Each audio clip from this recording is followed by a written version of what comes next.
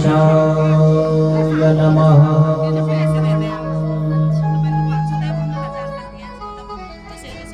वक्रतुंड महाकाय सूर्यकोटि समप्रभा निर्विघ्नं कुरु मे देवा सर्वकार्येषु सर्वदा। आये हनुमंत विराजिए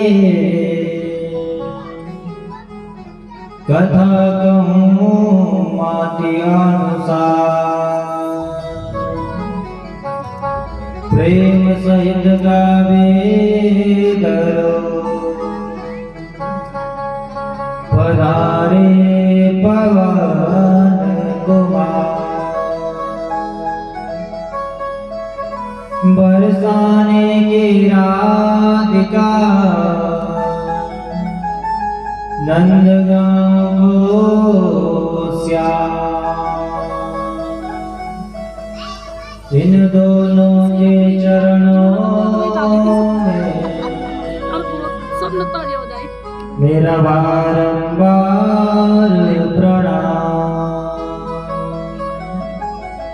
इन दोनों के चरणों में मेरा बारंबार प्रणाम।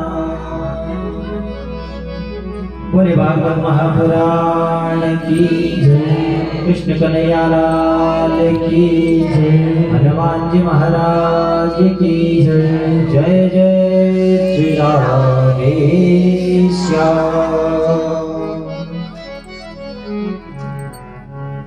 प्यारे भक्तों, समय का अभाव है, आइए सीधे कथा में प्रवेश करते हैं। सर्वेश्वर सर्वसमर्थ भगवान श्री कृष्ण के पाद पद्मों का स्मरण करते हुए उनकी नित्य कांता श्री वृंदावनेश्वरी माँ राधा रानी जी का स्मरण करते हुए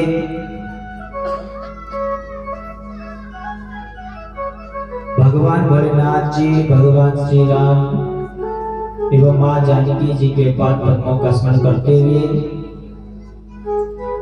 अनंत बलवंत संत पूज्य श्री राम कथा रसिक रसिया श्री हनुमान जी महाराज जी का स्मरण करते हुए परम पूज्य श्री सद्गुरुदेव भगवान जी के श्री चरणों का स्मरण करते हुए आवाहित समस्त यज्ञ मंडप पर समस्त 33 कोटि देवी देवताओं के श्री चरणों में मेरा वंदन। व्यासपीठ पर विराजमान पूज्य व्यास जी के श्री चरणों में मेरा वंदन। समस्त आचार्य वृंद, समस्त संगीतज्ञ मंडली और समुपस्थित विराजमान इस कथा के समस्त कथा प्रेमी भक्तजन, समस्त भाई बंधुजन, समस्त मात्र शक्ति माताएं, देवी स्वरूपाई बहनें एवं नन्हे मुन्ने बाल गोपाल दूर दराज से आए हुए इस कथा को श्रवण करने के लिए और इस समस्त क्षेत्रवासी जो इस कथा को श्रवण करने के लिए निरंतर यहाँ पर उपस्थित हो रहे हैं। आज हमारे मध्य में कोलूपानी से, टिकुला भवानी से, बालाजी धाम से, झाझरा क्षेत्र से जो भी भक्त इस कथा को श्रवण करने के लिए आए हैं, उपस्थित हुए हैं, आप सभी को व्यासपीठ की ओर से साधुवाद, धन्यवाद और कोटिशः आशीर्वाद। प्यारे भक्तों, कहते हैं जाने बिनु न होई परतीति, बिनु परतीति होई नहीं प्रीति। जो मनुष्य होते हैं क्या चाहते हैं? आखिर मनुष्य को क्या चाहिए? कोई बता सकते हैं? ये मनुष्य जो दर दर भटकता है, ये मनुष्य जो दिन रात कमाने के लिए मेहनत करता है, किस लिए करता है? आखिर क्यों इतनी मेहनत करता है? वो किसके लिए करता है? क्यों? मनुष्य क्या चाहता है? सुख। क्या चाहता है? सुख। और इसी सुख को पाने के लिए मनुष्य रात दिन मेहनत करता है। सुखी को पाने के लिए तो मनुष्य मेहनत करता है। और ये असली सुख है कहाँ? मनुष्य को ये पता नहीं कि असली सुख कहाँ है। असली सुख कहाँ है? भगवान की कथा में और भगवान की चरणों में। यदि सुख को पकड़ना है, ये संसार दुखालय है। यदि आप इस संसार में घुसोगे तो इसमें दुख ही दुख मिलेगा, इसमें दुख ही दुख मिलेगा। आशा ही परमं दुखम संन्यासे सर्वदा सुखम। आशा में ही परम दुख है और संन्यास में सर्वदा सुख है। इसलिए एकांत का जीवन पाओ और भगवान का भजन करो। लेकिन यदि भगवान को पाना है तो भगवान को हम कैसे पा सकते हैं? जप के द्वारा, तप के द्वारा या पूजा पाठ के द्वारा? भगवान को यदि पाना है तो भगवान को पाने के लिए हमको क्या करना पड़ेगा?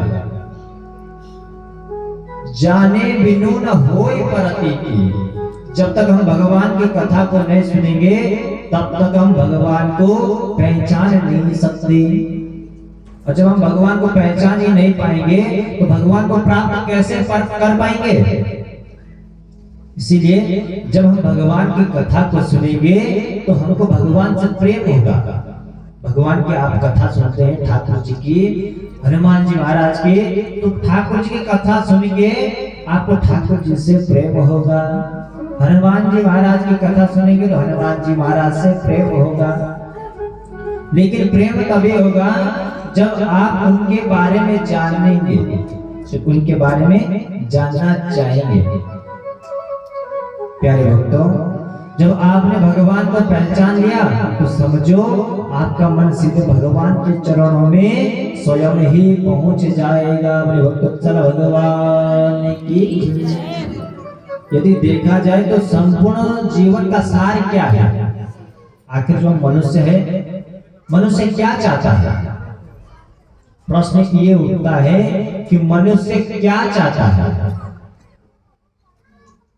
तो मनुष्य तो हमेशा सुख ही चाहेगा। दुख किसी को चाहेगा कोई?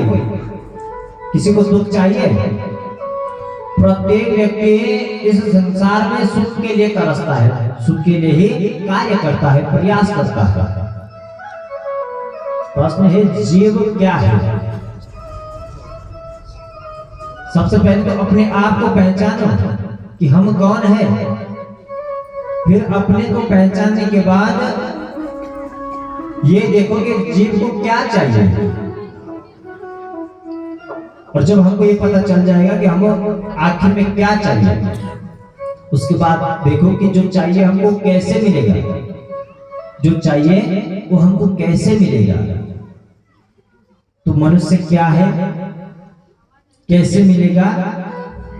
मनुष्य क्या है, क्या चाहता है और कैसे मिलेगा? इन्हीं तीन उत्तर में संपूर्ण संसार भरा हुआ है। पहले अपने आप को पहचाना, फिर देखो कि हमको क्या चाहिए, फिर देखो कि जो चाहिए वो कहां से मिलेगा, कैसे मिलेगा, उसके लिए हमको क्या करना चाहिए। यदि हमको सुख चाहिए, अंतिम में उत्तर इसका क्या आएगा कि मनुष्य को केवल सुख चाहिए। और सुख कहाँ है? भगवान के चरणों में है। इसीलिए सुख चाहते हो तो भगवान की कथाओं को सुनो, भगवान से प्रेम करो, उसी में परम आनंद है। इसलिए प्यारे भक्तों, कहते हैं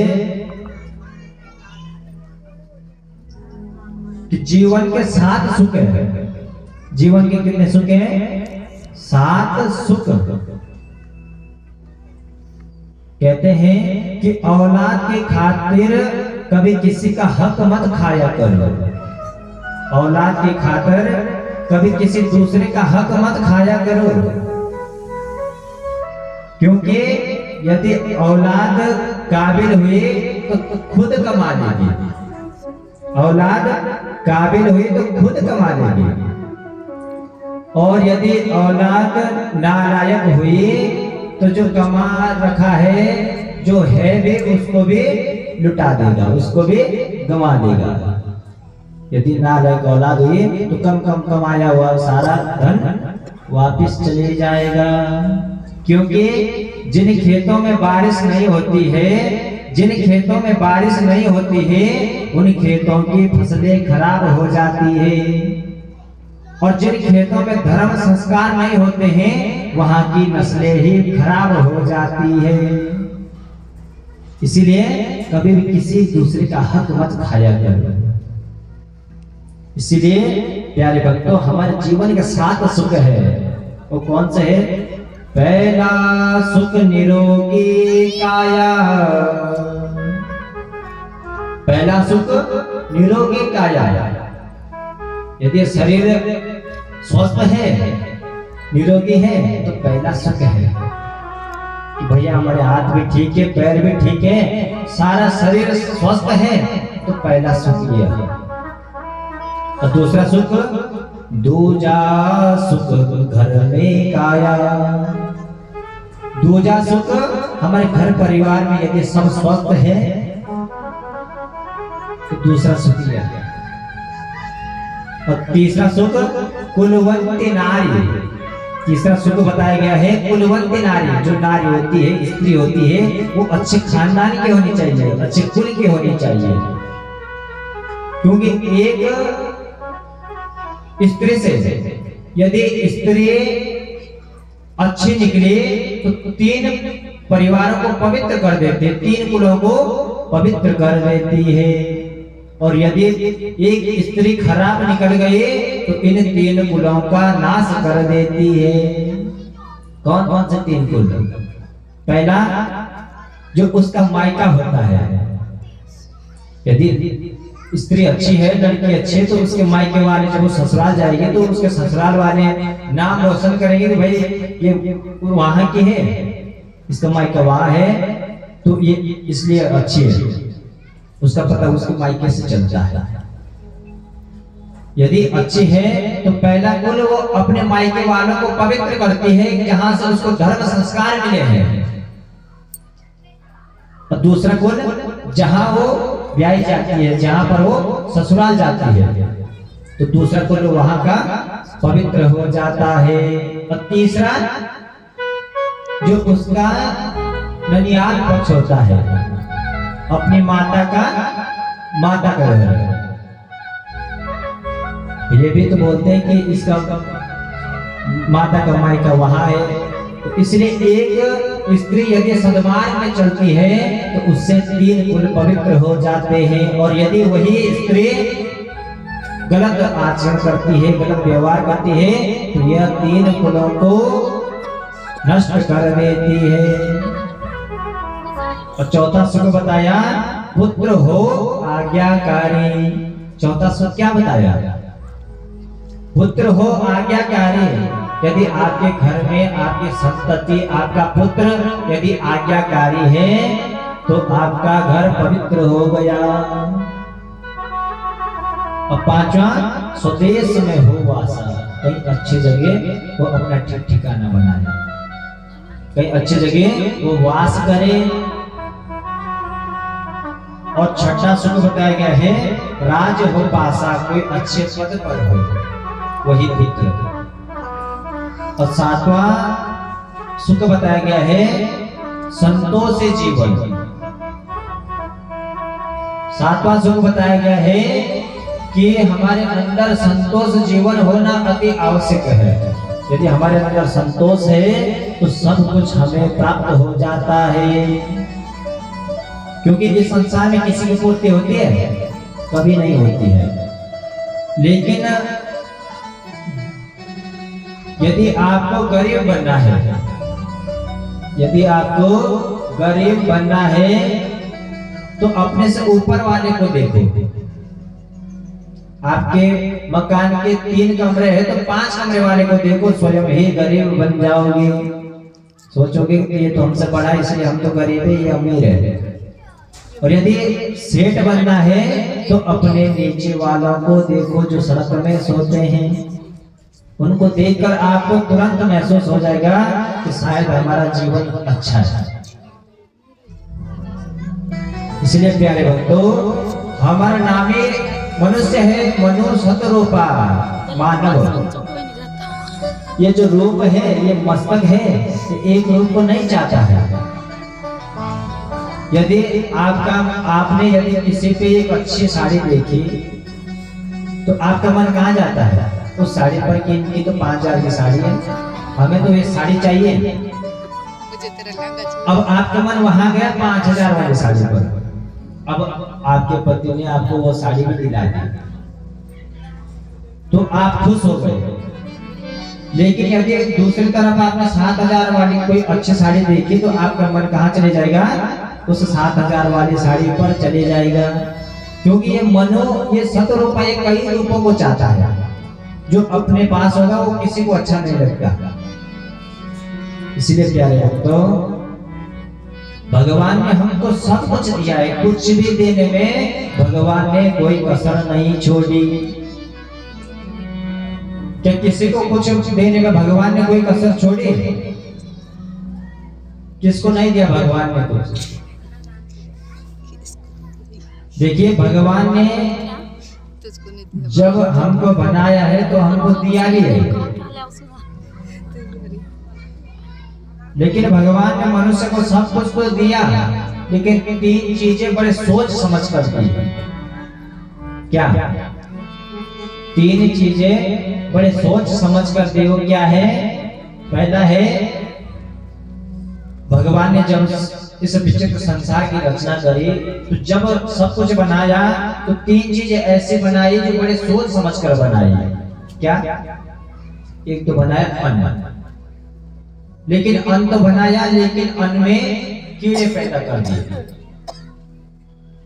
यदि अन्न में कीड़ा पैदा नहीं करते तो आज अन्न की कीमत सोने के बराबर होती। क्योंकि मनुष्य को पता है कि यदि अन्न को हम ऐसे संभाल कर रखेंगे तो कीड़े पड़ जाएंगे, फेंकना पड़ेगा। इसीलिए अन्न में कीड़े पैदा कर दिए। क्योंकि यदि अन्न में कीड़े नहीं पड़ते तो मनुष्य तो एक ही बार खेती करता, एक साथ खूब मेहनत करता, अपने घर में भर देता, उसके बाद कोई काम न कर। अन्न में कीड़ा पैदा कर दिया, अन्न में बास पैदा कर दिए। नहीं तो मनुष्य यदि एक बार बनाता तो 1 महीने के लिए एक ही बार बना देता, पूरे हलवाई को लगता।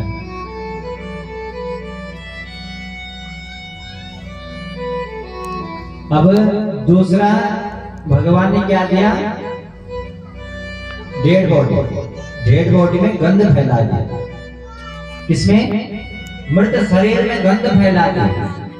यदि गंध नहीं आती मृत शरीर में तो कोई भी नहीं चाहता कि हम इनको जला दें। बढ़िया से उनके लिए एक अच्छा सा बेड लगाते मरे हुए शरीर के लिए और वहां पर सुला देते। लेकिन भगवान ने बड़े सोच समझ के दिया। डेड बॉडी में, मृत शरीर में गंध पैदा कर दी। यदि आपने 1 या 2 दिन तक घर पे रख दिया तो तुरंत गंध आने लगेगा। और तीसरी चीज, भगवान ने मनुष्य को सब कुछ दिया है लेकिन शांति नहीं दी। इसलिए प्यारे भक्तों, समय का सदुपयोग करो और भगवान के चरणों से प्रेम करिए।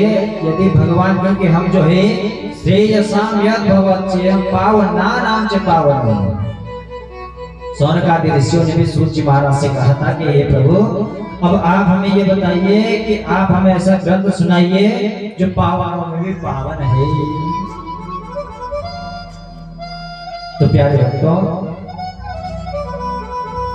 कल पंचम दिवस की कथा में हमने सुंदर सुंदर भगवान की बाल लीलाओं का आनंद लिया और किस प्रकार भगवान ने अनेक राक्षसों का अंत किया। कथा के अंतिम प्रसंग में हमने क्या सुना? सबकी खोपड़ी नीचे। बोलो गोवर्धन जी का पूजन। कथा के अंतिम प्रसंग में हमने श्रवण किया कि किस प्रकार भगवान ने समस्त ब्रजवासियों को इकट्ठा किया। इस बार इंद्र की पूजा ना करके गोवर्धन जी महाराज का पूजन करा दिया। बोले गोवर्धन जी महाराज की जय। तो प्यारे भक्तों, तत्पश्चात प्रतिपदा तिथि आई। इंद्र को जैसे पता चला कि इस बार ब्रजवासियों ने हमारा पूजन नहीं किया, दीपावली का त्योहार भी बीत गया, जरा पता लगाओ। ब्रजवासी ने अपने सैनिकों को भेज दिया। सैनिक जैसे गए तो सैनिकों ने वहां का हाल देखकर तुरंत इंद्र के पास जाकर सारी सूचना बता दी कि महाराज आज तो ब्रजवासियों ने आपको भूल दिया, आपका पूजन ना करके उस ग्वाल वाले कृष्ण की बातों में आकर समस्त ब्रजवासियों ने गोवर्धन जी का पूजन कर लिया। अब तो इंद्र को ईर्ष्या होने लगी, मुझे जैसे ऐश्वर्यवान देवता को आज इन्होंने भूल दिया। तुम मेघों को आदेश दिया कि जाओ और ब्रज में खूब जोर से मंडराओ। इंद्र के आदेश पाते ही मेघ गए और ब्रज के ऊपर भयंकर वृष्टि होने लगी, बारिश होने लगी। तो महाराज सभी ब्रजवासी भागे भागे ठाकुर जी के पास गए, कहा कि देख कन्हैया, हमने पहले ही तुम्हें बता दिया था कि इंद्र की पूजा करो, अब कर हमारी रक्षा। तो भगवान ठाकुर जी ने कहा कि जा देवता की पूजा तुमने करी है, वही देवता तुम्हारी पूजा कर, वही देवता तुम्हारी रक्षा करेगा। कि कैसे? कि इसी पर्वत को उठाकर इसकी छाता बना लो। कहा कि तुम कैसी बात कर रहे हो, इतना बड़ा पर्वत हमसे कैसे उठेगा?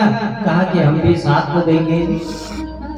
तो भगवान कृष्ण ने जैसे ही गोवर्धन जी महाराज को उठाया और अपनी कनिष्ठिका अंगुली पर खड़ा कर दिया। बोले बाल कृष्ण भगवान की जय। 7 वर्ष को छोड़ा, इतना छोटा लाला, और उस लाला ने एक कनिष्ठिका अंगुली पर समस्त के राज्य को उठा लिया। इंद्र ने देखा, जरा हम खुद जाकर स्वयं जाकर पता लगाएंगे। जैसे ब्रज में आए, भगवान की महिमा को देखा तो आज इंद्र भी घबरा गया और इंद्र भगवान श्री कृष्ण के आगे नतमस्तक हो गया। तत्पश्चात भगवान ने इंद्र को भी अभय प्रदान कर दिया। बोले भक्तवत्सल भगवान की जय। प्यारे भक्तों, आगे गुरुदेव सुखदेव जी महाराज कहते हैं, एकादश्यां निराहार समव्यर्च जनार्दन। एकादशी का पावन त्योहार आया तो नंद बाबा ने एकादशी का व्रत किया। द्वादशी थोड़ी सी बची हुई थी तो तुरंत नंद बाबा रात्रि में ही स्नान करने के लिए चले गए। वरुण के दूत जल की रक्षा के लिए पहरा दे रहे थे। आसुरी बेला समझकर नंद बाबा का हरण कर दिया। जैसे भगवान ठाकुर जी ने ये बात सुनी तो तुरंत वरुण लोक में गए। वरुण लोक से अपने नंद बाबा को छुड़ा कर ले आए। अब तो महाराज जैसे ही समस्त ब्रजवासियों को पता चला इस बात का, तो सभी लोग कहने लगे ये कृष्ण जरूर भगवान है, साक्षात भगवान है। अब तो महाराज इस प्रकार दिव्य ऐश्वर्य पूर्ण स्वरूप का भगवान ने वैकुंठ का दर्शन सभी ब्रजवासियों को करवाया। और आगे सुखदेव जी महाराज भगवान के दिव्य महाराज में प्रवेश करते हैं। तो प्यारे भक्तों, यहाँ से भगवान ठाकुर जी के दिव्य महाराज की सुंदर सुंदर लीलाएं हैं। गुरुदेव सुखदेव जी महाराज कहते हैं, भगवान पिता रात्रि शरदोत्फुल्ल मल्लिका भिक्षां रक्तुं मनश्चक्रे योगमाया उपाश्रिता। गुरुदेव सुखदेव जी महाराज कहने लगे कि राजन, शरद पूर्णिमा का दिन आया और मल्लिकादि पुष्पों से बड़े विभूषित हो रहे हैं। शारदीय सौंदर्य को देखकर आज माधव ने ब्रज की वामा को यानी कि ब्रज की गोपियों के साथ विहार करने का मन बनाया। आज भगवान ठाकुर जी ने ब्रज की गोपियों के साथ विहार करने का मन बनाया। तो सर्वप्रथम आज भगवान ने राधा किशोरी जी का स्मरण किया, राधा किशोरी जी को सर्वप्रथम स्मरण किया उनका। तत्पश्चात निसौम्य गौरां तररंग वर्धना ब्रज प्रिय कृष्ण गृहीत मानसा। आज जैसे ही भगवान ने अपने वंशी की तान छेड़ी तो तुरंत ब्रज की गोपियों का चित भगवान में लग गया। आज सभी गोपियों का मन भगवान में लग गया। सभी गोपियां जो भी कुछ कार्य कर रही थी सभी गोपियां भागते भागते आज भगवान के पास चले आई। बोले भगवत्सल भगवान की जय। आइए बोले कृष्ण कन्हैया लाल की जय। भगवत्सल भगवान की जय। जय श्री राम।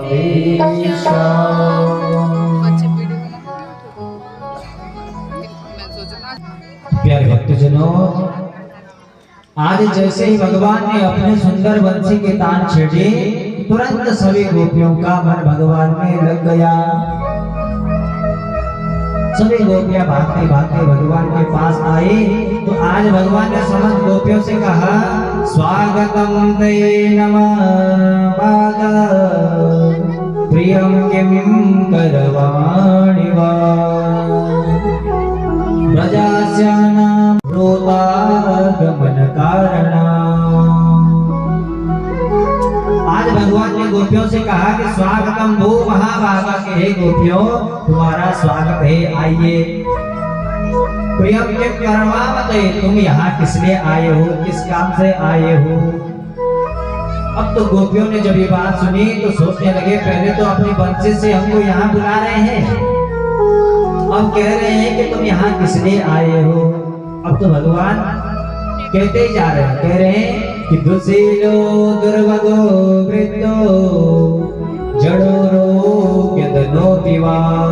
कि गोपियों तुम यहाँ तो आई हो, तुम सभी गोपियां अपने पतियों को छोड़कर यहाँ पर आई है, इसलिए तुम्हारा यहाँ आना उचित नहीं है। क्योंकि कहते हैं पति लोके पति चाहे वो कैसा भी हो, जड़े रोगे धनो पिवा, चाहे धनवान हो चाहे निर्धन हो चाहे रोगी हो चाहे किसी भी प्रकार पति चाहे कैसा भी हो, हमेशा पत्नी को पति की सेवा करनी चाहिए। लेकिन आज के डेट में तो कोई नहीं करते। उसका क्या कारण है? यहाँ पर जेंट्स लोग खूब खुश हो रहे हैं जब ये बात बोली ना कि पत्नियों को हमेशा पतियों की सेवा करनी चाहिए, तो सभी लोग खुश हो रहे हैं। शर्मा जी को देखो,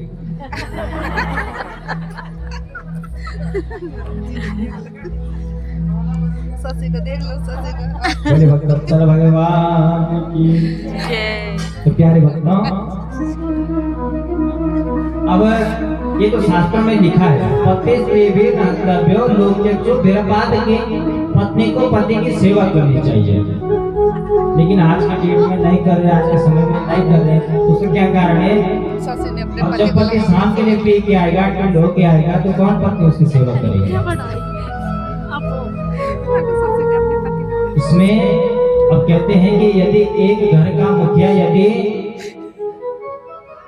मांस का भक्षण करता है या मदिरा का भक्षण करता है, दारू पीता है, तो एक बात बताइए, जो दारू पीते हैं मदिरा पीते हैं, किसके देखने में कि जो मदिरा पीते हैं हमेशा तो उनका कभी घर अच्छे से बसा। दारू बेचने वाले की तो भयंकर कोठी होती है, बहुत बड़ी कोठी, लेकिन जो उसको खरीदता है उसकी झोंपड़ी होगी। ये तो सत्य है। लेकिन ये जो मदिरा होती है ये हमारे बुद्धि को चूस लेता है। यदि परिवार का मुख्य इसको पिएगा तो उसकी बुद्धि विपरीत हो गई तो सबसे पहले उसने अपना जीवन बर्बाद किया। उसके बाद उसने अपने पत्नी का और अपने बच्चों का, एक के दारू पीने से, एक के शराब पीने से देखो पीछे कितनों का भविष्य खराब हो रहा है।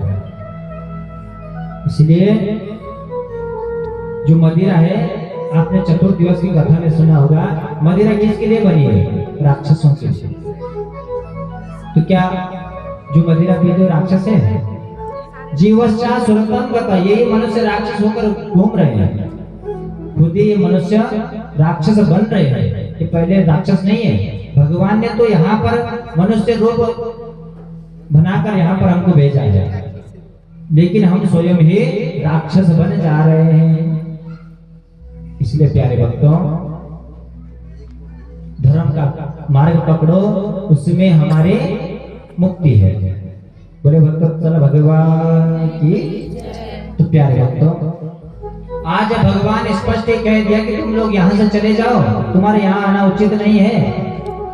तो महाराज आज गोपियों ने सोचा कि जब से हम यहाँ आए हैं तब से ये हमको उपदेश ही उपदेश दे रहे हैं, और यदि हम इनके बातों का जवाब नहीं देंगे तो हमको ऐसे ही सुनाते रहेंगे। तो गोपियों ने मिलकर एक गीत गाया, मधुर गीत।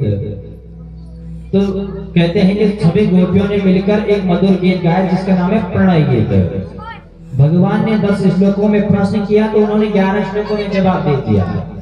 गोपियां कहती है, मेवं विवोर्हति भवान् गदितुं नृशंसं संत्याज्य सर्वविषयान् स्तव पादमूलम् भक्ता भजस्व दुर्वान् ग्रहमाप्यजास्मान् देवो यथादि पुरुषो भजते मुमुक्षो। गोपियां बोले कि हे विभो, आप ऐसा कठोर वचन मत कहिए, हम तो सबको त्याग कर आपके सेवा में आए हैं, आपके पास आए हैं, इसलिए आप हमारा परित्याग मत करिए। क्योंकि स्वयं भगवान कहते हैं, कौन्तेयं प्रतिजानाति न मे भक्त्या प्रणश्यति।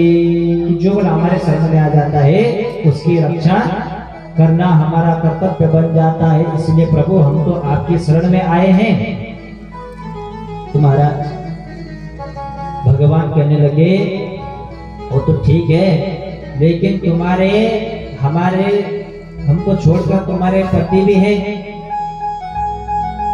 उन्होंने कहा कि हमारा कोई पति नहीं, हमारा पति तो केवल आप ही है, क्योंकि ऐसे पति का हमने क्या करना है। तो गोपियां कहने लगी, ऐसे वर को क्या वरो जो जन्मे और मर जाए, वरवरियो गोपाल जसो जो चुन लो अमर है जाए। कहा कि ऐसे पति का हमने क्या करना है जो क्षण भर के सुख देने वाला पति है। कुछ समय के लिए इस पृथ्वी पर आता है, तुरंत यहाँ से कुछ समय बाद चले जाता है। इसलिए हमें ऐसा पति नहीं चाहिए, हमें तो आपके जैसे पति चाहिए जिसने आपको एक बार पकड़ लिया वो हमेशा के लिए अमर है जाए, हमेशा के लिए अमर हो जाते हैं। यदि हम संसारी जीवों के पतियों को पकड़ेंगे तो ये पति तो न जाने आते रहते हैं, जाते रहते हैं, हमको बार बार जन्म लेना पड़ता है। इसलिए ऐसे पति की हमको कोई आवश्यकता नहीं है। हमको तो केवल आपके जैसे पति चाहिए जो एक बार आपको पकड़ लिया तो हमेशा के लिए जीवन धन्य हो जाएगा। बोलो भगवान की। आज गोपियों ने भगवान की इस प्रकार की बात सुनी। महाराज आज भगवान ने गोपियों की बात सुनकर भगवान प्रसन्न हुए। और महाराज आज जितनी गोपियां थी, प्रत्येक दो गोपियों के मध्य में स्वयं भगवान ठाकुर जी और साथ में राधा रानी जी को लेकर प्रकट हो गए। बोले भक्त चल भगवान की जय। भगवान ने रास प्रारंभ किया ही था, तभी गोपियों को अभिमान आ गया। एक गोपी सोचने लगे कि आज तो ये भगवान कृष्ण हमारे पास है, दूसरी सोचने लगी कि भगवान कृष्ण हमारे पास है, तीसरी सोचने लगी कि हमारे पास है। अब तो गोपियों को भी अभिमान आ गया, अभिमान आ गया कि जो संसार के पति है तो आज हमारे प्रेम में आसक्त हो गए हैं, अभिमान आ गया। इधर भगवान सोच रहे हैं कि राधा रानी जी सोच रही है कि आज इन गोपियों में हमें कोई अंतर नहीं दिख रहा है। तुम्हारा आज भगवान ने गोपियों का मान भंग करने के लिए, राधा रानी जी की प्रसन्नता के लिए, आज भगवान ने राधा रानी जी को लेकर वहां से गोपियों के मध्य से अंतर ध्यान हो गए। बोले भक्तवत्सल भगवान की जय। तत्पश्चात गोपियों ने देखा कि हमारे माधव कहाँ चले गए। अब ढूंढते ढूंढते उनको ढूंढते ढूंढते जैसे आगे गई, जो भी मिलता उसी से पूछ लेते कि हमारे माधव कहाँ चले गए। आगे गई, तुलसी देवी जी दिखाई दी, कहा कि तुम तो उनके प्राणों के प्यारे हैं, क्या तुमको पता है कि हमारे गोविंद कहाँ चले गए? तो उन्होंने भी कोई जवाब नहीं दिया। आगे बढ़े, जंगल में पेड़ पौधों से भी पूछने लगे, उनको अपना भी ध्यान नहीं रहा। भगवान के प्रेम में इतने आसक्त हो गए कि अपना भी ध्यान नहीं रहा। वहां के वनों से पूछने लगे कि हे बड़ा पाखड़ पीपल बोलो कि नंद के लाला किधर गए हैं? ये जो नंद के लाला है ये कहाँ चले गए हमको छोड़कर? पेड़ पौधों ने भी कोई जवाब नहीं दिया। आगे महाराज जब भगवान गए थे, उनका ध्यान गए थे, तो साथ में किसको ले गए थे? किसको ले गए थे? राधा रानी जी को।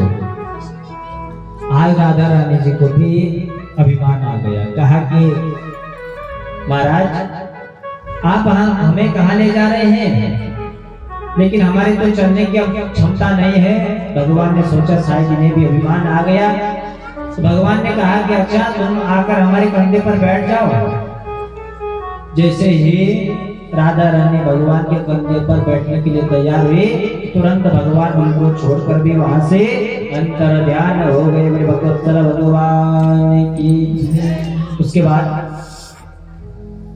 राधा रानी जी भगवान को ढूंढने लगी। आगे गोपियां भी भगवान को ढूंढते ढूंढते राधा रानी के पास पहुंच गए। पूछा कि हमारे माधव कहाँ चले गए? राधा रानी कहने लगी, गोपियों जो गलती तुमने करी वही गलती हमने भी कर ली, इसलिए आज गोविंद हमको छोड़कर चले गए। अब तो सभी गोपियां भगवान के प्रेम में इतने आसक्त हो गए कि अपने देह की भी सुधि ना रही, अपने शरीर का भी उन्हें ध्यान नहीं रहा। तुम्हारा सभी गोपियां रुदन करते हुए भगवान के मिलन की इच्छा को लेकर एक दिव्य मंगल गीत गाता, जिसे कहते हैं गोपी गीत। तो जो कनक मंजरी छंद में है, इसी को हम कहते हैं गोपी गीत। तो भगवान के प्रेम में सभी गोपियां कहने लगे, ओ जयति तेरे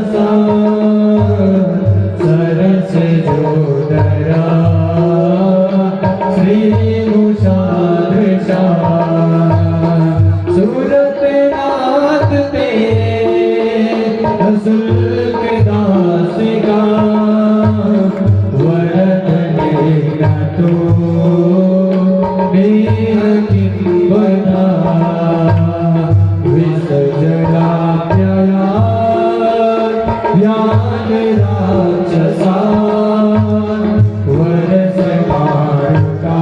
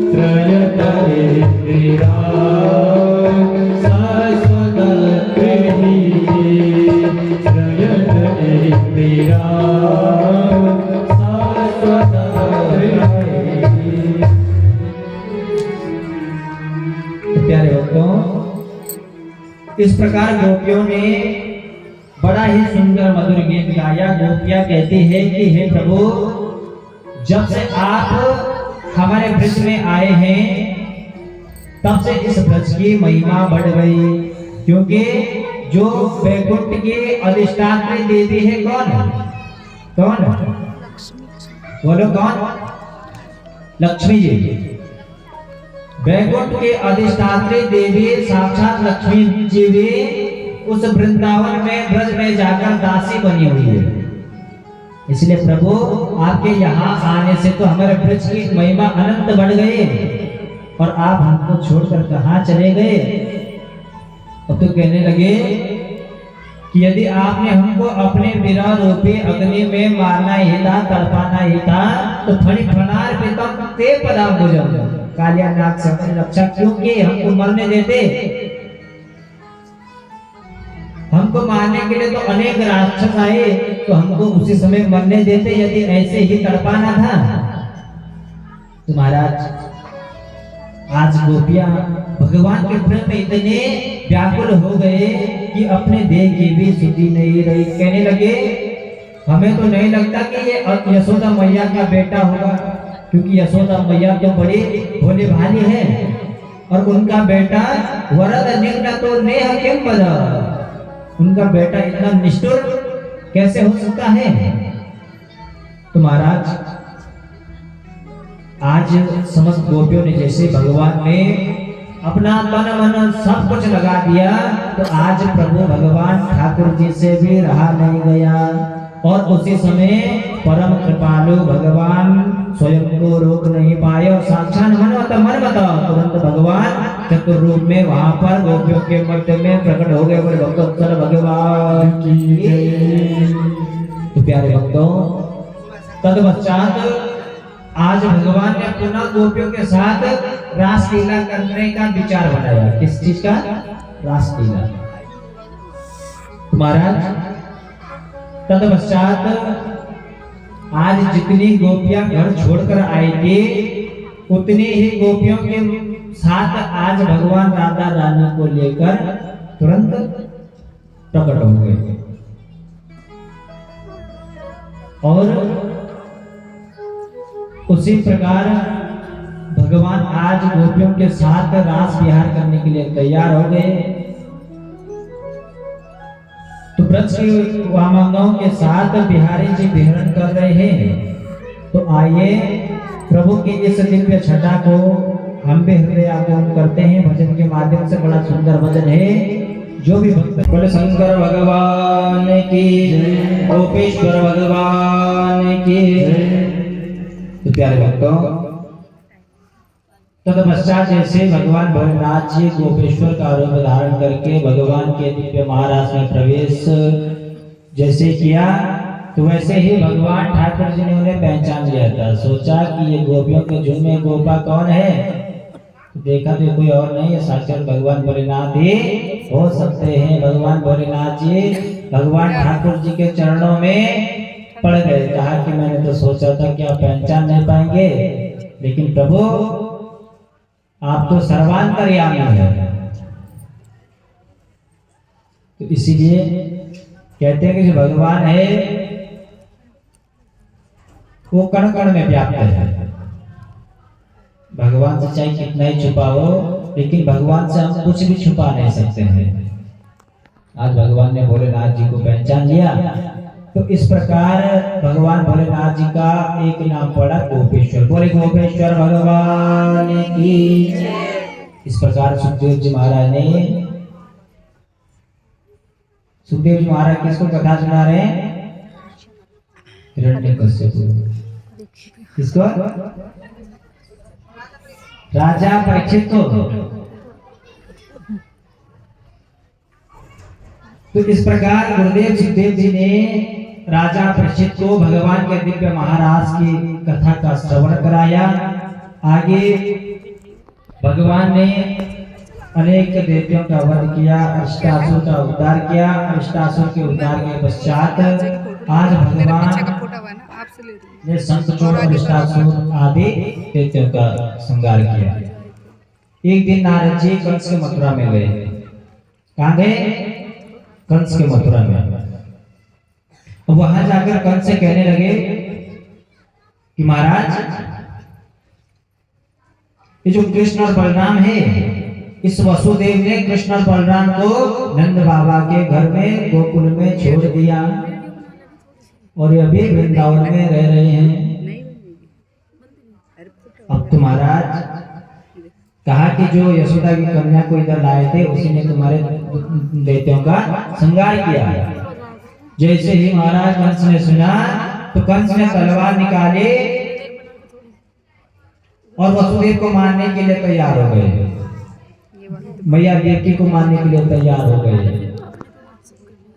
नारद जी ने कहा कि उत्तेजित में आकर तुम कोई कार्य मत करो, क्योंकि तुम्हारे हाथों से दोनों छूट जाएंगे।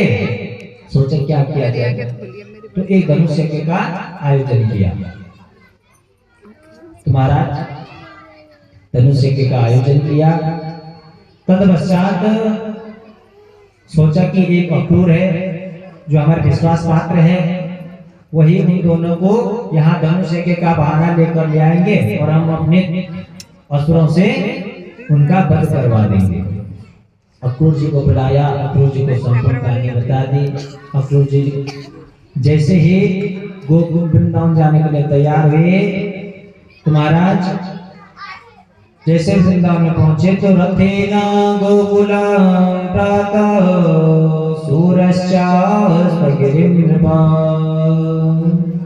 वृंदावन पहुंचते पहुंचते अक्रूर जी महाराज को सूर्यास्त हो गया।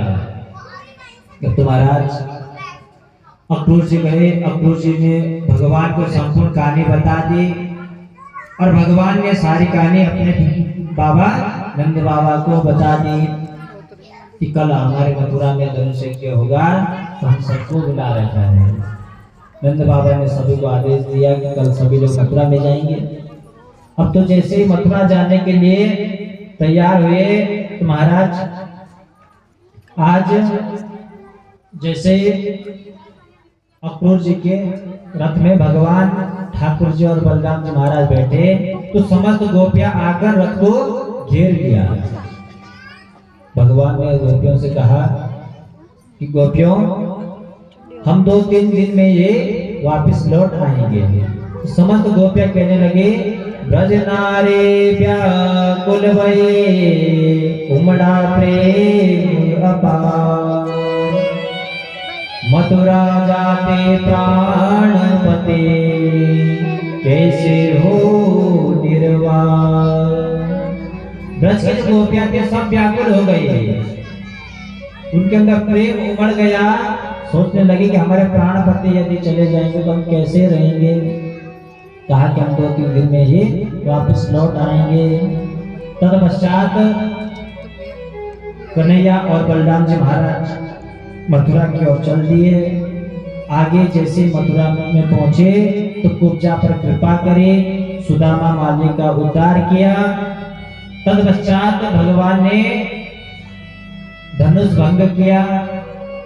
आगे जैसे सभागार में पहुंचने वाले थे तो एक कोलिया पेड़ नाम का एक विशाल का हाथी, जिसमें 10-10 हजार हाथियों का बल था, उस हाथी को भी मारा और सीधे सभागार में प्रवेश कर दिया। तदपश्चात भगवान ने चारूर, मुष्टिकासुर आदि अनेक दैत्यों का वध कर दिया और अंत में भगवान राजा कंस के पास पहुंच गए। तत्पश्चात कंस को भी भगवान ने मार दिया। बोले भगवतोत्तम भगवान की। अब जैसे कंस का वध हुआ तो आज कंस के वध के पश्चात जो कंस की जो 2 रानियां है, कौन? अस्ति और प्राप्ति, दोनों भयंकर विलाप करने लगे, रोने लगी। भगवान ने उन्हें आज अभय प्रदान किया। तत्पश्चात भगवान कहाँ गए? अपने माता पिता के पास। कौन है भगवान के माता पिता? भगवान कृष्ण के माता पिता कौन है? देवकी और वसुदेव, जो उस समय कंस ने अपने कारागार में बंद कर रखे थे, जेल में बंद कर रखे थे। भगवान गए, भगवान ने पहले अपने माता पिता को बंदी गृह से बाहर निकाला। तत्पश्चात कंस इतना दुष्ट था कि जो मथुरा के पूर्व राजा थे, कौन? कौन बताएगा? कौन? महाराज उग्रसेन, जो कंस के पिता थे। उन्होंने अपने पिता को राजगद्दी से नीचे उतारा, कारागार में बंद कर दिया, स्वयं राजा बन गए। आज भगवान ने पुनः उनको कारागार से मुक्त किया, पुनः मथुरा का राजा बना दिया। तत्पश्चात कुल पुरोहित ने कहा कि अब तुम शीघ्र ही इन दोनों बालकों का यज्ञ पवित्र संस्कार कर दीजिए। तत्पश्चात दोनों बालकों का यज्ञ संस्कार हुआ। अब उनको विद्या ग्रहण करने के लिए भेज दिया। कहाँ? जो भगवान के गुरु कौन है? कौन है? माता जी लोगों ने भूल दिया। लगभग अगर देखा जाए तो लगभग कितने कथाओं में आया आप लोग हमारे? 5। तो भगवान के गुरु कौन है? महर्षि सांदीपनि जी के आश्रम में उज्जैन में भगवान कन्हैया जी को और बलराम जी को विद्या ग्रहण करने के लिए भेज दिया। गुरु ग्रह पठन गए 2 भाई, अल्पकाल सब विद्या आई। वहां पढ़ने गए तो कम समय में भी 64 दिन में 64 कलाएं 64 विद्याएं प्राप्त कर ली। और वहीं उन्होंने एक अपना अभिन्न सखा बनाया। कौन? सुदामा जी। बोले सुदामा जी महाराज की। सुदामा जी की कथा कर। वही भगवान ने सुदामा जी के चने खाए थे। क्या खाए थे? किसने खाए? जैसा हम बोलेंगे वैसे। बोले भक्त चल भगवान के चने खाए थे सुदामा जी ने, इसलिए उनको गरीबी आ गया। तत्पश्चात उसके बाद आज भगवान 2 सेकंड बेटा वही मथुरा में रहे। अब मथुरा में क्यों रहे? गोपियों से कहा था कि हम 1-2 दिन में आ जाएंगे, लेकिन 14 साल बीत गए। तुम्हारा इसलिए रहे ताकि जो कंस की जो पत्नियां थी, कौन? अस्थि प्राप्ति, उनके पिता का नाम था जरासंध। भगवान जानते थे यदि हम मथुरा से चले गए तो जरासंध मथुरा पर आक्रमण कर देगा, तो भगवान नहीं रहे। उसके बाद भगवान ने वहां रहकर एक अपना अभिन्न सखा बनाया। किसने? भगवान ने। किसको बनाया? उद्धव जी महाराज को। उद्धव जी महाराज को अपना सखा बनाया और उद्धव जी महाराज को वृंदावन भेज दिया, वृंदावन का हाल देखने के लिए। उद्धव जी महाराज गए। जैसे उद्धव जी महाराज ने तो बाबा यशोदा मैया से मिले तो पहले तो पूरा वृत्तांत यशोदा मैया नंद बाबा को बताया। तत्पश्चात और गोपियों ने जैसे उद्धव जी महाराज को देखा सोचने लगे कि हमारे प्राण वल्लभ, हमारे प्राण प्रिय आज यहाँ आ गए। गौर से देखा तो वह उद्धव जी महाराज दिखाई दिए। उद्धव जी महाराज के पास गए, कहने लगे महाराज जरूर आप हमारे प्राण प्रिय प्राण वल्लभा के भेजे हुए कोई दूत हैं, हम जानते हैं, हम आपको पहचान गए। अब तो महाराज उसके बाद गोपियां उद्धव जी महाराज से कहने लगे कि हमारा संदेश अवश्य सुना देना। वो तो हमको कब के भूल चुके होंगे, लेकिन हमने अब तक उन्हें नहीं भूल पाया, क्योंकि वो तो बड़े निष्ठुर हैं और हम ये भी जानते हैं वो तो बड़े भयंकर हैं, जिन्होंने पेड़ के पीछे छुपकर राजा बलि को मार दिया। वामन का रूप धारण करके राजा बलि को जाना चाहा, स्वर्ग को भेज दिया पाताल। राजा बलि कहाँ जाना था? स्वर्ग को जाना चाहता था, लेकिन 3 पग में संपूर्ण संसार को नाप लिया और राजा बलि को कहाँ भेज दिया? पाताल लोक में भेज दिया। और वही राम अवतार में पेड़ के पीछे छुपकर राम बनकर राजा बाली को मारा। तो महाराज उद्धव जी महाराज सोचने लगे, जिन गोपियों को हम मूर्ख समझ रहे थे, आज उन गोपियों को पता है कि वही राम है, वही कृष्ण है और वही वामन है। तो अब जैसे उद्धव जी महाराज भगवान के पास वापस आए तो भगवान को संपूर्ण कहानी बता दी। तत्पश्चात इस प्रकार भगवान ने उद्धव जी महाराज को अपना परम गोपनीय दिव्य प्रेम प्रदान किया और तत्पश्चात उद्धव जी महाराज को लेकर कुब्जा के घर गए और उनका मनोरथ पूर्ण कर दिया। चल भगवान की। प्यारे भक्तों, समय का भी अभाव है। अब कुछ ही समय में हमारे मध्य में भगवान ठाकुर जी रुक्मिणी जी का विवाह होगा, जो सभी भक्तजन उसका आनंद लेंगे। तो आइए भगवान ठाकुर जी के विवाह की ओर कथा को अग्रसर करते हैं। जो कंस की पत्नी आती है अस्त्र प्राप्ति, उनका पिता था जरासंध। जरासंध ने देखा हमारी पुत्री आपकी बड़ी दुखी हो रही है, वो भी किसके कारण? कृष्ण के कारण, क्योंकि इन्होंने ही उनके पति को मारा। तो मथुरा पर आक्रमण कर दिया। आज जरासंध ने 23 अक्षौहिणी सेना को लेकर 17 बार युद्ध में आया।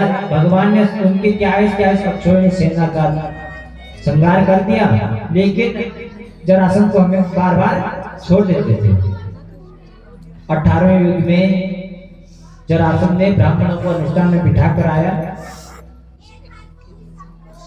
और युद्ध करने के लिए पहुंच गए। तो भगवान तो ब्राह्मणों के भक्त हैं, तो आज भगवान ने ब्राह्मणों की महिमा को बचाने के लिए भगवान 18वें युद्ध में भाग गए, रण को छोड़कर भाग गए। इसलिए भगवान का एक नाम पड़ा रणछोड़। बोले रणछोड़ भगवान की जय। देखो भगवान ब्राह्मणों के प्रिय है। स्वयं भगवान श्री राम कहते हैं, विप्र प्रसाद धरणी नरोह, विप्र प्रसाद अजिता जितोहम, विप्र प्रसाद मम राम नामम, विप्र प्रसाद कमलावरोहम। भगवान श्री राम कहते हैं कि विप्र प्रसादा धरणी नरोहम, ब्राह्मणों के आशीर्वाद से ही मैं इस पृथ्वी में आया, मेरा नाम राम पड़ा। और विप्र प्रसादा कमलावरोहम, विप्र ब्राह्मणों के ही आशीर्वाद से मेरे सारे कार्य सफल होते हैं। विप्र प्रसादा अजिता जितोहम, ब्राह्मणों के ही आशीर्वाद से मैंने इतना बड़ा युद्ध जीता रावण के साथ। अजिता जितोहम, रावण के साथ मैंने जो युद्ध विजय हमको मिले तो ब्राह्मणों के ही आशीर्वाद से मिली। विप्र प्रसादा मम राम नाम, और ब्राह्मणों के आशीर्वाद से ही मेरा नाम राम हुआ। बड़े श्याम रामचंद्र भगवान की। आज भगवान ने ब्राह्मणों की महिमा को बचाने के लिए महाराज आज भगवान ने 18वें युद्ध में रणभूमि को छोड़कर कहां चले गए? द्वारिका का एक समुद्र के अंदर एक टापू के अंदर चले गए। वहां एक अच्छा राजमहल बनाया और वहां का नाम रखा द्वारिका। बोले द्वारिकाधीश भगवान की जय। अब तो महाराज आज भगवान 14 वर्ष की अवस्था तक मथुरा में रहकर दैत्यों का उद्धार किया। 25 वर्ष की अवस्था में आज भगवान द्वारिकाधीश बने और कालांतर में दाऊ भैया का विवाह महाराज रेवती की पुत्री रेवती के साथ होता है और भगवान द्वारिकाधीश बनकर प्रभु का प्रथम विवाह भगवती लक्ष्मी नारायण रुक्मिणी जी के साथ संपन्न हुआ। भगवान की जय। जैसे राजा प्रश्न किया कि गुरुदेव कृपया हमें ये कथा विस्तार से सुनाइए, क्योंकि हमने सुना कि जब भगवान का प्रथम विवाह हुआ तो राक्षस बेटी से हुआ। हमारे हिंदू धर्म में 8 प्रकार का विवाह होता है।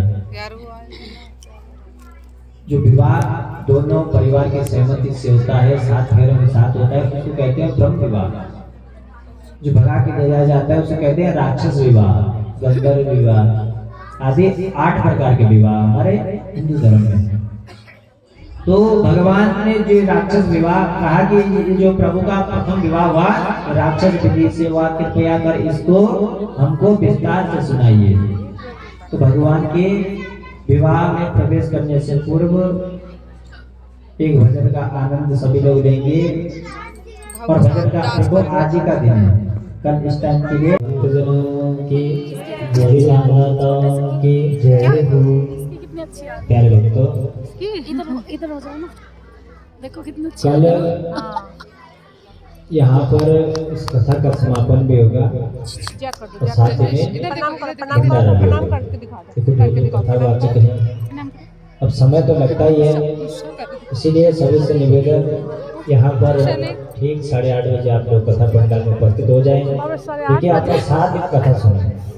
लेकिन इस कथा का जो फल है तो कब मिलेगा?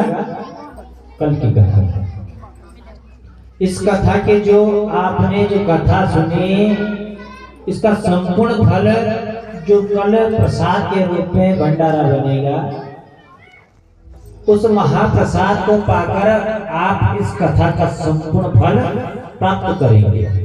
कहते हैं जो 7 दिनों में यदि कोई बीच का दिन कोई गैप हो जाता है, अनुपस्थिति लग जाती है, तो जो कल कथा के अंतिम में एक श्लोक बोला जाता है। कहते हैं कि जो उस श्लोक को श्रवण करते हैं उसको भी संपूर्ण 7 दिनों का बराबर का फल प्राप्त हो जाता है। अब आप लोग सोच रहे हैं जब ऐसा है तो एक ही दिन आते आराम से, 7 दिन आने की आवश्यकता नहीं। तो प्यारे बच्चों, ठीक 8:30 बजे आप लोग यहाँ पर उपस्थित हो जाएं। और यहाँ पर भंडारे का भी आयोजन किया गया है, महाप्रसाद का आयोजन किया होगा और ठीक 11 बजे से कथा प्रारंभ हो जाएगी और 1:30 बजे यहाँ पर भंडारा प्रारंभ मंगलमय विवाह में प्रवेश करते हैं। ठीक 5 मिनट बाद यहाँ पर दिव्य झांकी का दर्शन सभी लोग करेंगे। बोले कृष्ण कन्हैया लाल की जय। तो प्यारे भक्तों, तदपश्चात जैसे गुरुदेव सुखदेव जी महाराज से राजा परीक्षित ने कहा कि कृपया इस कथा को विस्तार से बताइए, कहा कि राजन, राजा से भीष्म को नामो विदर्भाधिपतिर्महा तस्य 5 भवान् पुत्रा कन्यका च वरानना। विदर्भ देश के राजा है भीष्म जी, उनके 5 पुत्र और 1 पुत्री है। 5 पुत्र है, रुक्मी, रुक्मरथ, रुक्माऊ, रुक्मेशु और रुक्मानी। बेटी है जिनका नाम है क्या? रुक्मणी। एक दिन भीष्म जी ने कहा कि हमारी बेटी के लिए विवाह के योग्य श्री कृष्ण उत्तम है।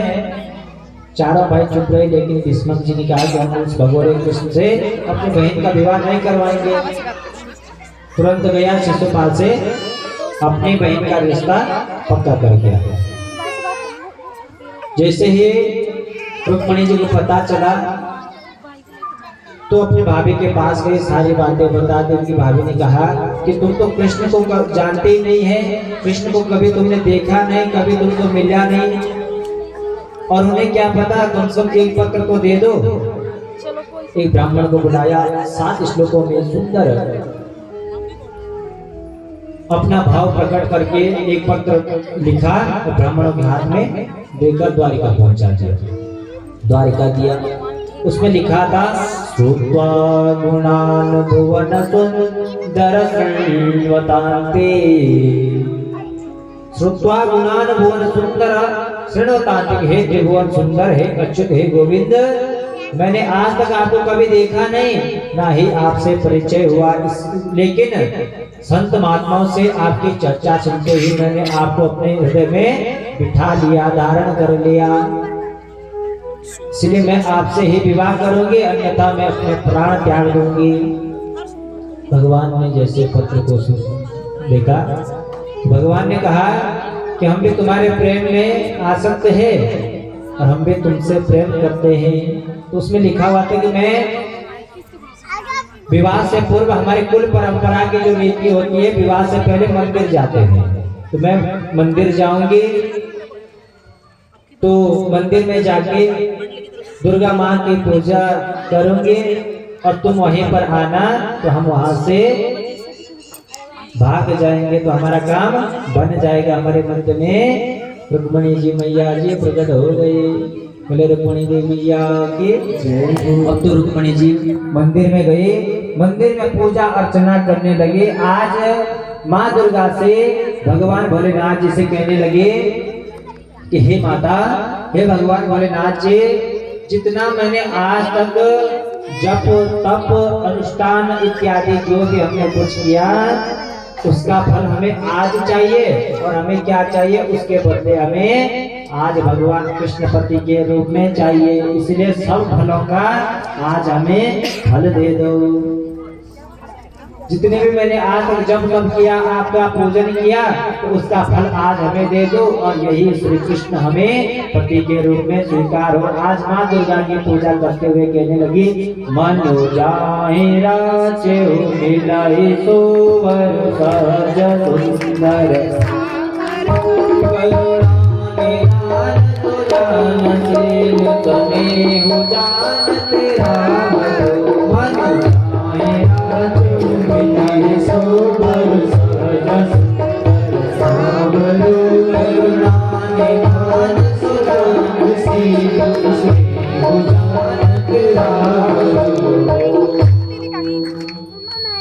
आज माँ दुर्गा पूजन करने लगी,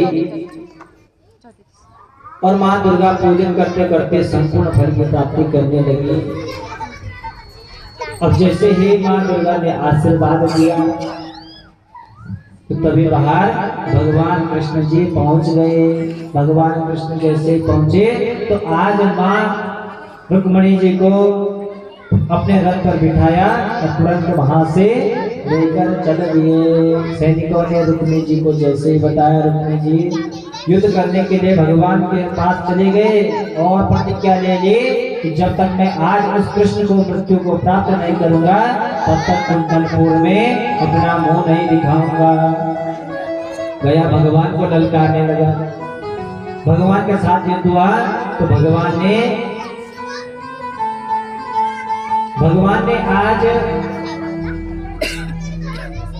रुक्मी को जैसे ही युद्ध में परास्त किया, जैसे सुदर्शन चक्र रुक्मी को मारने के लिए निकाला, तो आज रुक्मणी मैया भगवान से प्रार्थना करने लगी कि हे पतिदेव, ऐसे शुभ वेला पर हमारे भाई का वध मत करो, ये हमारा भाई है, हमारा विवाह कलंकित हो जाएगा। अब तो महाराज भगवान ने कहा कि हम इसको नहीं मारेंगे। तत्पश्चात दाऊ भैया भी आ गए, दाऊ जी ने समझाया। तुरंत भगवान ने रुक्मणी जी को लेकर जैसे भगवान द्वारिका में पहुंचे, तो आज सभी द्वारिका में सभी के घर सजने लगे, सभी के मंडप सजने लगे। अब तो महाराज द्वारिका में आनंद ही आनंद छा गया।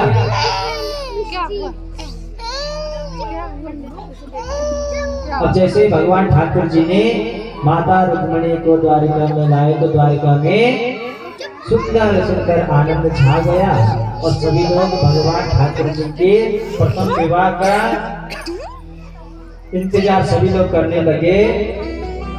तो हम सभी भी भगवान ठाकुर जी के विवाह का इंतजार कर रहे हैं, और हमारे मंदिर में भगवान ठाकुर जी रुक्मणी मैया जी पधार चुकी है। बोले रुक्मणी मैया की जय, श्री कन्हैया लाल की जय हो। तो प्यारे भक्तों, आइए भगवान के प्रथम विवाह का आनंद हम सभी बड़े आनंद पूर्वक लेंगे।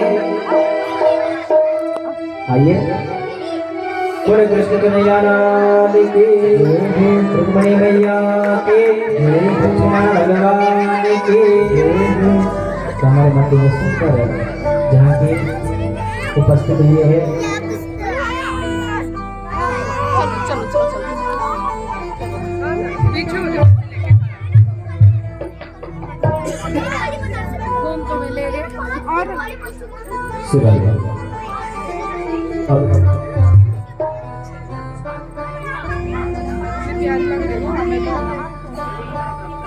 फोन नहीं ले जाना चाहिए दोनों ले तेरा भी मेरा एक तो होता ना एक दूसरे पे बेच सुराई। आइए भगवान के विवाह का आनंद सभी लोग लेंगे। पहले जयमाला होगी तो पहले जयमाला कौन डालता है? ठाकुर जी को पता है? कौन डालता है? अच्छा रुकिए, चलिए पहले रुक्मणी जी डालेंगे। ओम सर्वमंगल मांगल्ये शिवे सर्वार्थसाधिके शरण्ये त्र्यंबके गौरी नारायणी नमोस्तुते। बोले रुक्मणी मैया की लक्ष्मीनारायण भगवान की। तो प्यारे भक्तों, आइए जो हमारे आज के मुख्य यजमान है रुक्मणी जी का भगवान ठाकुर जी का तिलक करेंगे, पूजन करेंगे। तत्पश्चात आज के जो हमारे आज से पहले जो मुख्य यजमान बने हैं वे सभी लोग आए तिलक करें। और जो भी आपने रुक्मणी जी को ध्यान करना है आप लोग दान कर सकते हैं। और सभी लोगों से निवेदन शीघ्रता से रुक्मणी जी का पूजन करें, समय का भी अभाव है। आइए आज के यजमान बिठा भी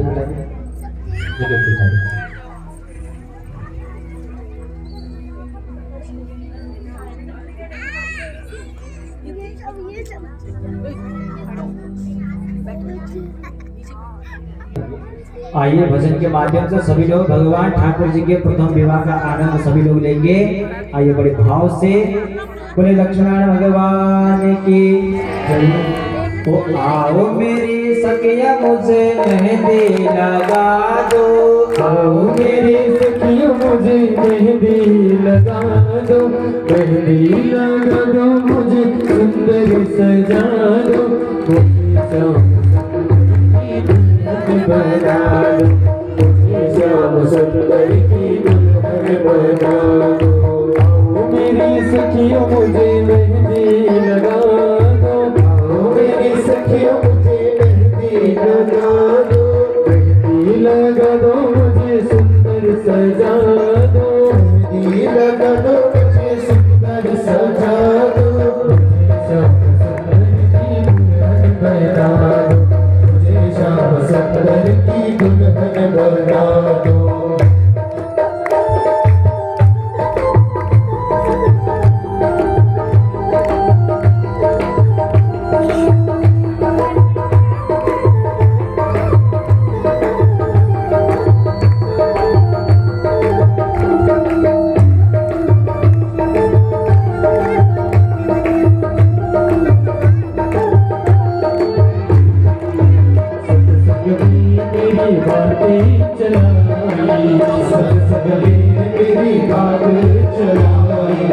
सदगुरु ने मेरी कीनी है सगाई, सदगुरु ने मेरी कीनी है सगाई, खुद को भुला के हाथ वालों करा दो, खुद को भुला के हाथ वालों करा दो, मुझे श्याम सुंदर की दुल्हन बना दो, मुझे श्याम सुंदर की दुल्हन बना दो, मुझे श्याम सुंदर की दुल्हन बना दो, मुझे श्याम सुंदर की दुल्हन बना दो।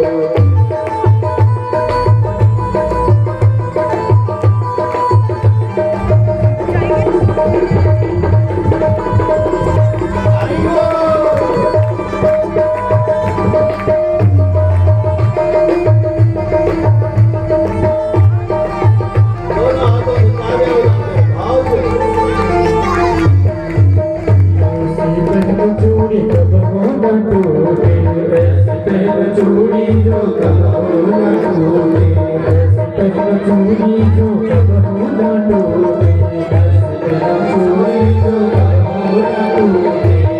सबर दूल्हा जो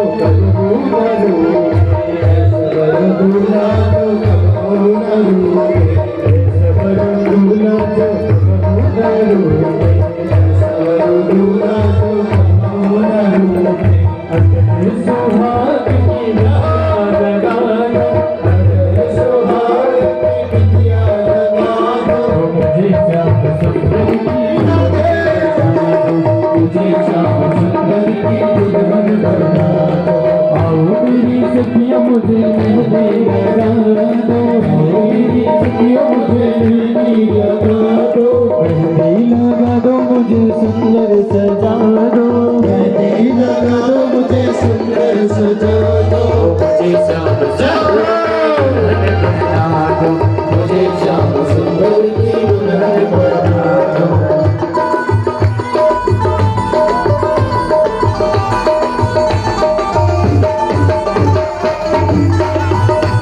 सभी लोग मस्ती में झूमते हुए भाव से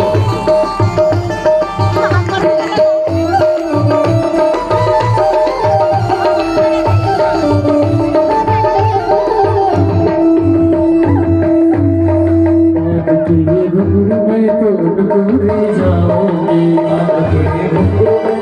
डुबे जाओगी, बात के घुंघरू में डुबे जाओगी, बात के घुंघरू में डुबे जाओगी, एक तारा में श्याम श्याम गाओगी, एक तारा में श्याम श्याम गाओगी, बात के घुंघरू में डुबे जाओगी, बात के घुंघरू में एक तारा में श्याम श्याम गाओगी, तारा में श्याम श्याम गाओगी। सतगुरु को बुला के मुझे बिना तो करा दो, सतगुरु को बुला के मुझे बिना तो करा दो, मुझे श्याम सुंदर की दुल्हन बना दो, मुझे श्याम सुंदर की दुल्हन बना दो। आओ मेरी सखियां मुझे मेहंदी लगा दो, आओ मेरी सखियां मुझे मेहंदी लगा दो, मेहंदी लगा के मुझे सुंदर सजा दो, मेहंदी लगा के मुझे सुंदर सजा दो, मुझे श्याम सुंदर की दुल्हन बना दो, मुझे श्याम सुंदर की दुल्हन बना दो, मुझे श्याम सुंदर की दुल्हन बना दो, मुझे श्याम सुंदर की दुल्हन बना दो, मुझे श्याम सुंदर की दुल्हन बना दो, मुझे श्याम सुंदर की दुल्हन बना दो। बोले रुक्मणी रमण भगवान की जय।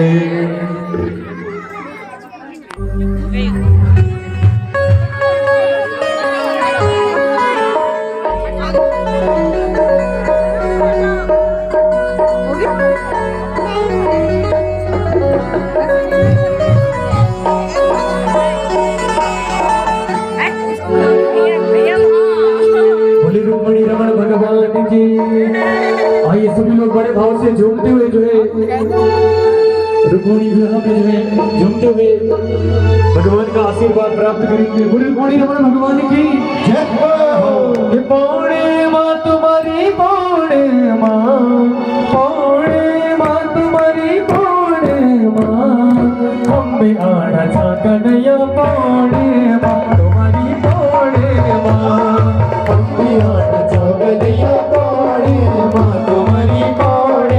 आइए सभी लोग घूमते हैं। पौड़े माँ तुम्हारी पौड़े माँ, पौड़े माँ तुम्हारी पौड़े माँ, हमें आना चाहता नया पौड़े माँ तुम्हारी पौड़े माँ, हमें आना चाहता नया पौड़े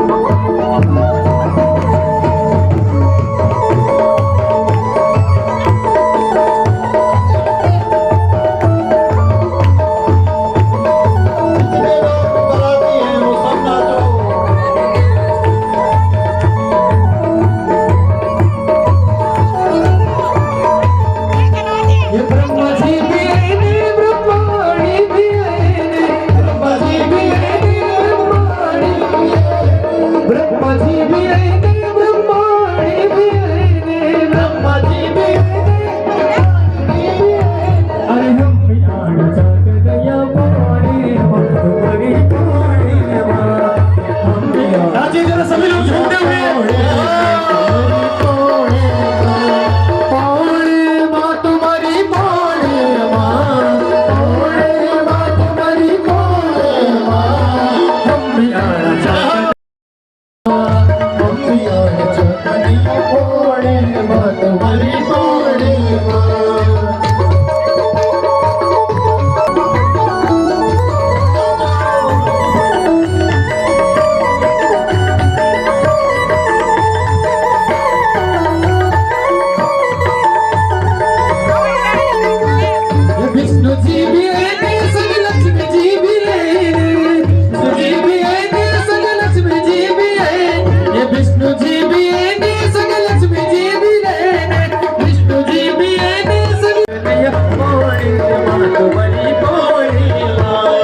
हम भी आड़ छागलिया पानी माँ तुम्हारी पानी पानी माँ तुम्हारी पानी माँ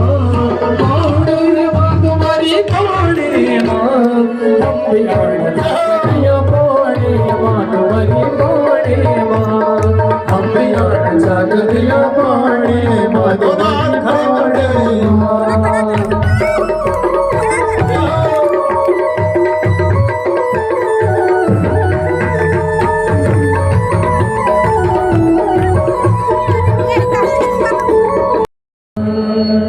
बोले लक्ष्मीनारायण भगवान की सभी भक्तजनों के आज के आनंद के।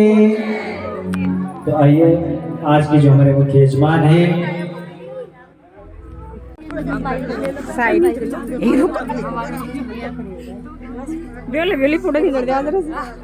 राधे।